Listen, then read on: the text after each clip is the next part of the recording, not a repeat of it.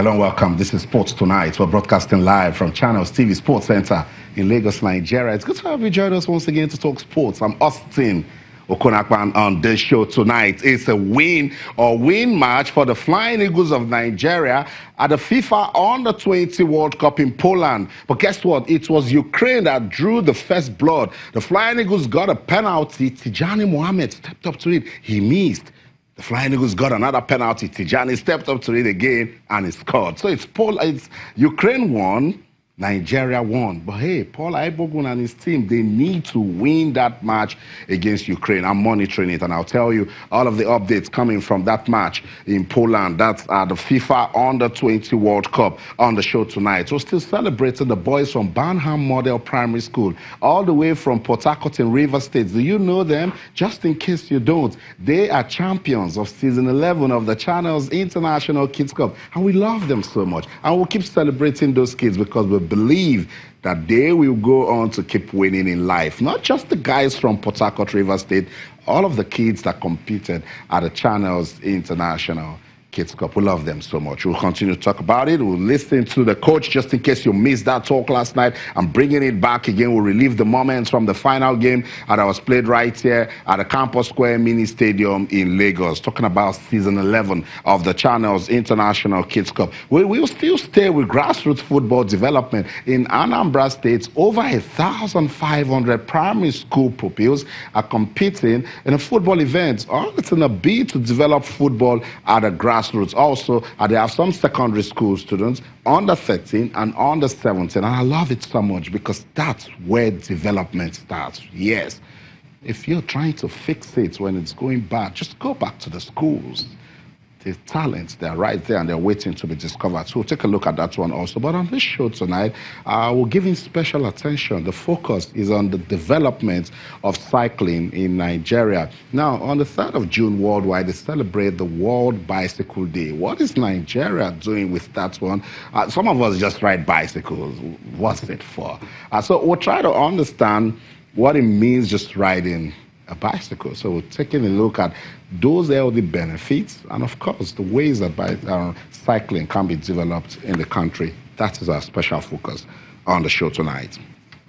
Caster Semenya, she says no. She will not allow the IAAF to drug her. She said nobody will test her. She says that she is a super talented athlete and that God has given her that talent and that she will not allow. Remember that she lost an appeal at CAS to the IAAF that they need to lower her level of testosterone. She says no, she's not giving up. So she has taken her appeal to the Federal Supreme Court in Switzerland. So Caster Semenya is appealing that CAS judgment that says that some athletes that have got super special hormones in them need to be tested, drugged, and reduce their testosterone level. She says no. No, it's God that created me the way I am. Don't touch me, leave it.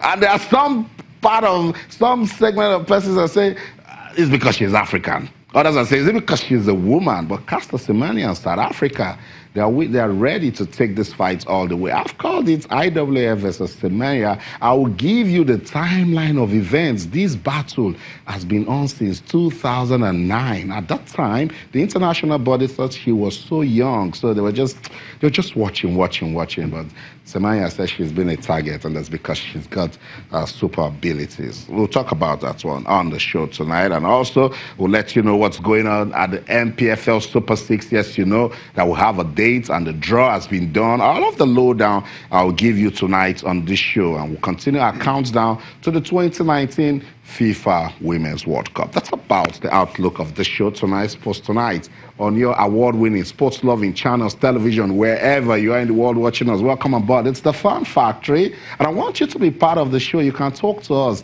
Our feedback mechanisms, they're still the same on Twitter, channels_sports, Facebook channels-sports. You can send us an email to sportstonight@channelstv.com. It gets better. All our top stories can be viewed on our website, channelstv.com, and on YouTube /channelsweb. /channelsweb. Log on to m.channelstv.com to download the Channels TV app for any of those devices that you see right there on your screen. So much is going down in our world of sports, and I want you to be part of it. I'm monitoring what's going on right there at the FIFA Under-20 World Cup. The Flying Eagles, led by Coach Paul Aigbogun, they need to beat Ukraine. You know the story. They started well against Qatar. They won 4-0. They lost against the United States of America. It was tagged disappointing when they fell 2-0. They are playing Ukraine as we speak, and it's 1-1. Can the Flying Eagles win that one to advance at the competition? Big question, but football will give us the answer right there in Poland. But back home, right here at Channels Television, we are leading the revolution for a change in grassroots football. And that's why we are putting together the Channels International Kids Cup Season 11. Gave us so much to talk about. But most importantly, it was reassuring. Guys, it made us realize once again that there are talents at the grassroots. We need to go back to the schools. The boys from Ghana and Benin Republic, they came here to play football for the love of the game. And the boys from Port Harcourt, they won. Yes, they stopped Kwara. And they stepped to Kwara. You've been to the finals 3 times in a row. It's, hey, chill. Back to back to back. You can't come to Lagos all the time to win. So the boys from Banham Model won that one. Let's go back, relive the moments. Let me show you how they won. And then we'll come back, we'll listen to their coach. He's super excited that they came to Lagos to win. Don't go anywhere, we'll be right back.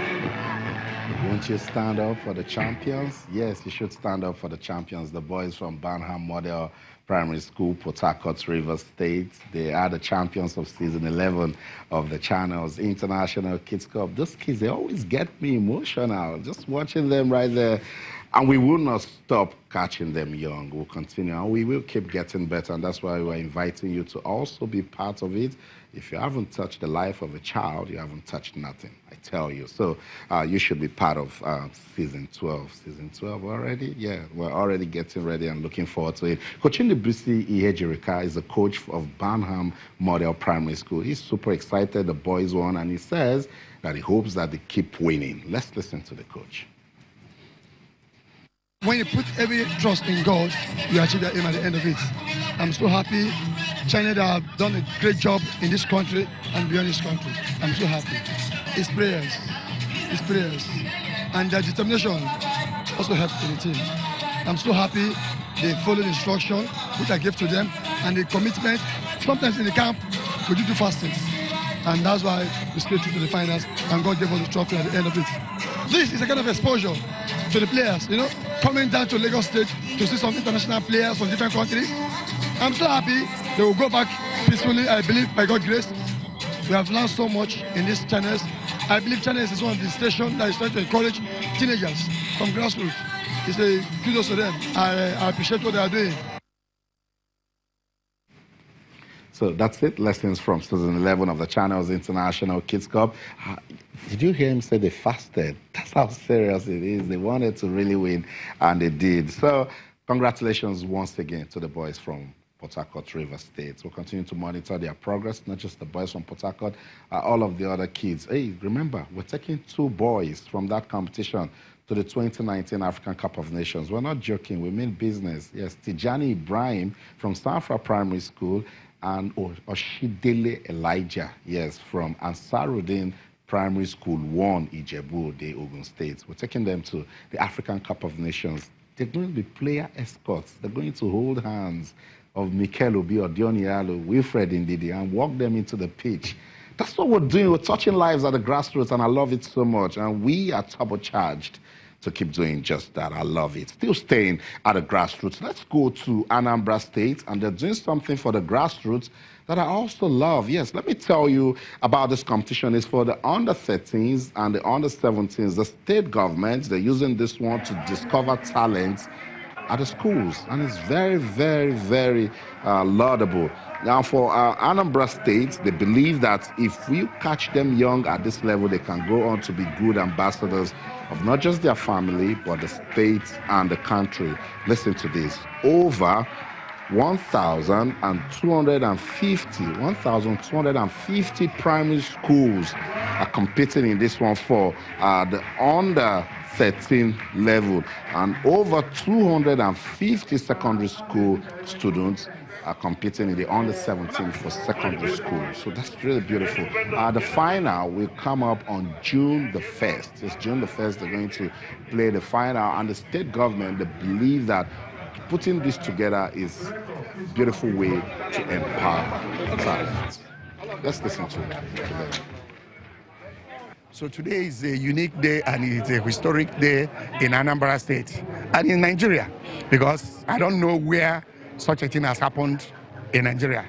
But we want to do it here in Anambra State in our own unique way. This is the semi-finals. Again, they now know the teams they are going to play, because prior to coming here today, they didn't know the teams they will play. But now they know. The jerseys have been unveiled, and we're excited about this. I'm so excited to be here today.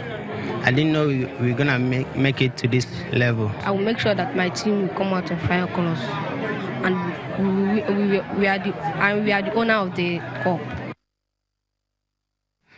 Don't you just love kids? So he's already claiming the cup, that they are the owners. But shout out to the Anambra State Sports Development Commission for putting that together, empowering lives, discovering talents at the grassroots. And when you go to the schools, it's just a beautiful thing to do. I told you, over 1,250 primary school pupils and over 250 secondary school students are competing in that one for under 13 and under 17. And it's all about discovering football talents in the States. Laudable. Let's get on with the show now and talk about our focus for tonight is on the development of cycling in Nigeria. Cycology Riding Club is popular right here in the country, and they've been contributing to the development of cycling in the country.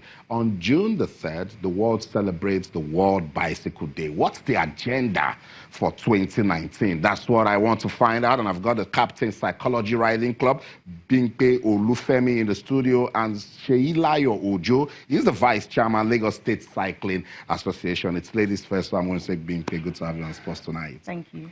Awesome. And Sheilayo, it's also good to have you on the show. Thank you. Awesome. So let's get on with the show now. It's all about the development of cycling in Nigeria. Bimpe, tell me, how much has Cycology Riding Club contributed to the development of the sports in this country? Cycology Riding Club started about 8 years ago.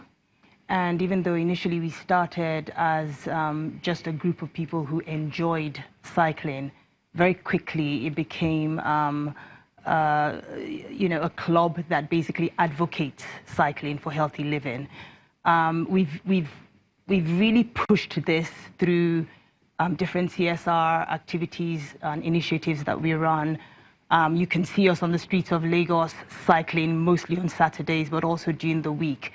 And as a result of that, what we've noticed that over the last 8 years, we're beginning to see people really understand what cycling is about, how it helps from a health perspective, and also encouraging other people to take up that as a means of transportation and other ways of helping community. We also work with different associations who have come out of Cycology and are doing different things for grassroots cycling also.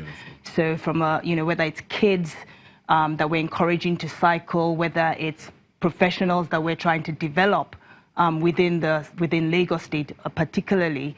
We're doing lots of different things in those areas. Awesome, beautiful. Let's talk about the World Bicycle Day, Sheilayo. What's the agenda for this year? Well, essentially, the World Bicycle Day was declared by the UN, first of which was last year. Okay. And what the focal point is for us as a club and also the Lagos State Cycling Association is to create that awareness as cycling not just as a lifestyle for fitness and good health, but actually as a catalyst for economic growth.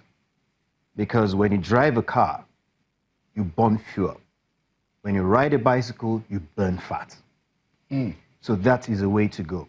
So, but the Lagos State Cycling Association is taking more of a regulatory role to help coordinate the activities of most of these organizations that are around cycling initiatives that you have in town.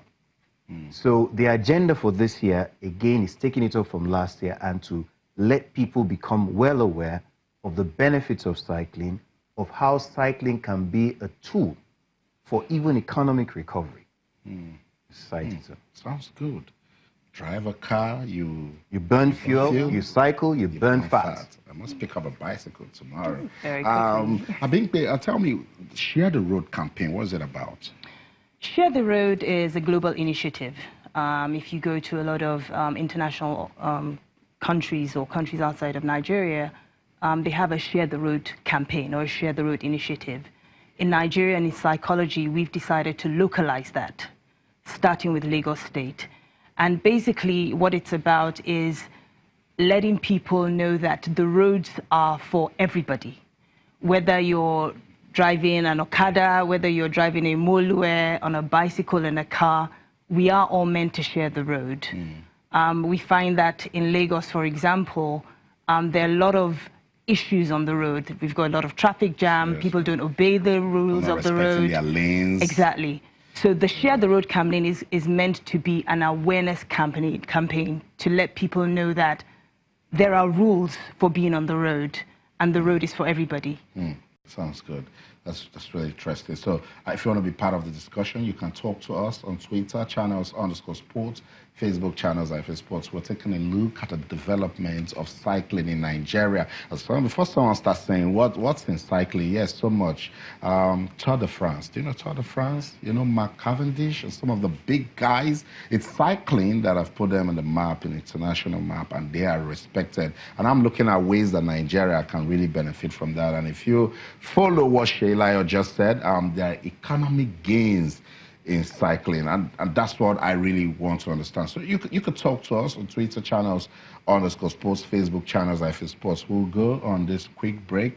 When we come back, I want to talk to Sheila. How can we put together events that can be world-class and get world-class cyclists, and then take it also to the schools? That's the next topic for discussion. Let's go on this quick break. When we come back, we'll talk about that, so don't go anywhere. Stay.